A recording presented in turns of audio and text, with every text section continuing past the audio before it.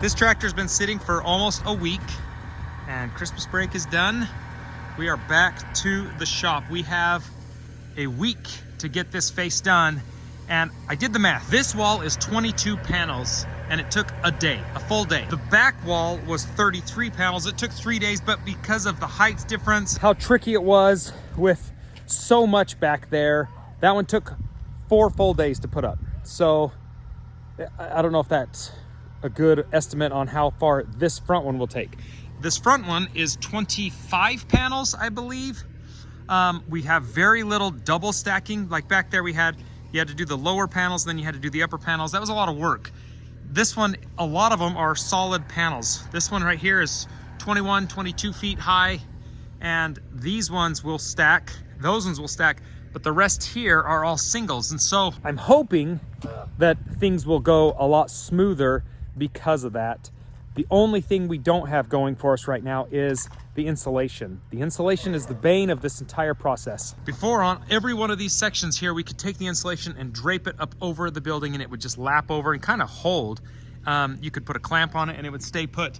On these ones, it won't, because we have a flat building up there to put to, and that's really not gonna hold this. I'm gonna try and see if we can clamp up to that piece up there and see, but I think that's going to be the bane of our existence for the next couple days. But we have a week to get this done. I would like to do this face in 2 days. Here's the other part that's great, is we can work late into the night if we want to.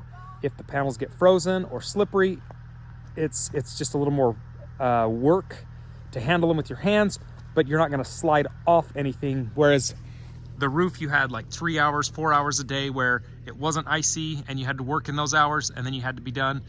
We don't have that anymore. We can work late into the night on these faces. So I think we should be capable of getting all of these done. This is a tool I'm picking up maybe about 2 months too late. That's how long we've been working on the building, but I wanted them anyway.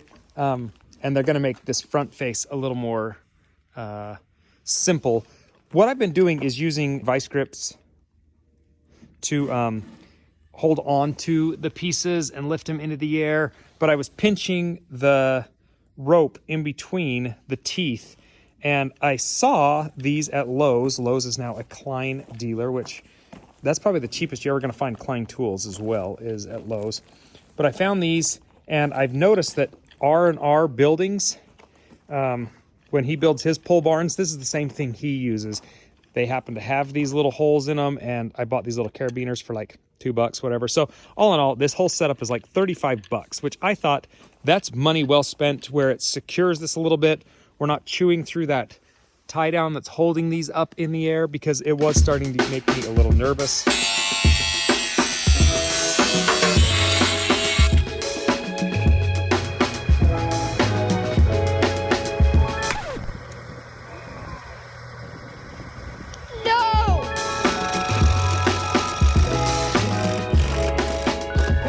Clark, can you undo those up there? Take that tape measure, go find me the 9 panel. Look at that print down there. The next one in line is 9 foot. No, I got the 8 foot up here. So yeah, and then what's the next one? Okay, go get me the 9 foot and the 10 foot. And come lay them out here. 9 foot's gonna go this way.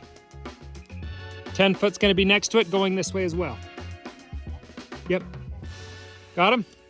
Okay, find him. Let's go. On the back wall, it took 11 lengths of insulation to cover it. And I technically, minus these two, only have, or including these two that we used here, I have 8 total. Now, given we don't have to go from floor to ceiling there, so I think some of these ones that we have here, they're longer than we need. So what I'm gonna try and do is cut them down. So I had a 30-foot length that I know I won't need, because 30 feet is from here to the peak. Actually, it's 27 feet. So I have 2 29-footers, which will be this one and this one. And in the middle there, it's roughly 16 feet, which I do have a 16-footer. So I technically don't need this 30-footer anywhere for 30 linear feet going floor to ceiling. If you're following me, you're smelling what I'm stepping in. But what I've done is take that 30-footer, and I don't know if this was the intention of it. I think it is, honestly, is to cut it down to some of these shorter lengths. So I took 10 feet off because this next panel here is 9 foot and 10 foot. So minimum I need 10 feet of insulation. So we cut it to 10 feet. So it'll go from this bar up and we should be okay. And then we'll be on a full 29 footer here. So I'm hoping we can scab together. And scab's kind of the wrong word. I hope I can think through how it's supposed to be laid out. I did not get any information on how to lay out my insulation package on this. So a lot of it is guesswork. And this last little bit is probably the hardest guesswork, but I'm glad that this is the last part we chose to do. Because technically in the prints, this wall was second to do. It said to do this wall and then this wall and then these walls. But where these ones were cut and dry, it made more sense to do those, get the hang of things. And now dealing with everything I have left, insulation goes, where I'm going to be cutting the most, it made the most sense to have this one be last. And since it's the one that everybody will see, it made sense to have practiced everywhere else first. So I kind of have it perfected. It's still not perfected by any means, but I think I'll have the least amount of errors on this wall.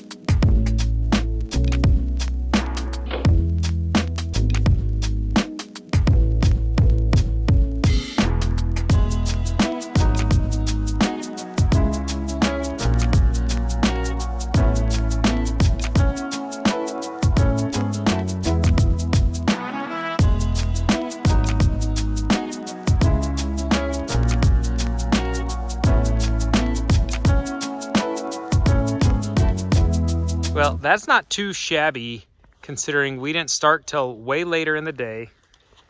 I wasn't quite sure how these ones were going to go, especially those ones that are freestanding or just kind of free hanging initially. They go so much quicker.